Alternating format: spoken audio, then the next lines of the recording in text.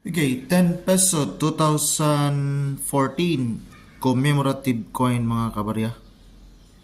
Ito yung titinan natin. Now, linawin natin. Nag-circulate pa po itong klaseng bariyang ito.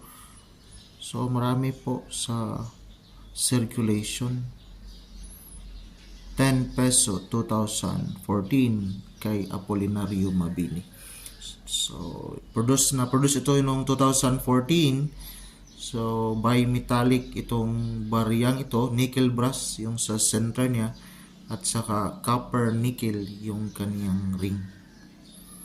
May bigat na 8.7 gram with the diameter 26.5. Ang thickness naman niya is 2.2. Now, walang update dito. So, nakita natin face value pa rin yung bariyang ito. 10 peso pa rin. So, linawin natin yung may mga unusual na error, yun yung may mataas na value kasi unique. Nagiging unique ang barya pag may unusual or error. So, itong 10 peso na 2014,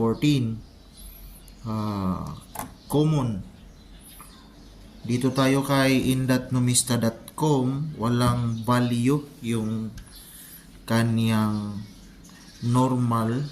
But dito tayo sa uncirculated, meron ditong 120 peso. Almost uncirculated, 87. Extra fine, 77. Pero sa ngayon, wala yatang bibili sa ganitong klaseng barya, except lang pag yung uncirculated talaga. So, common na common at walang added value.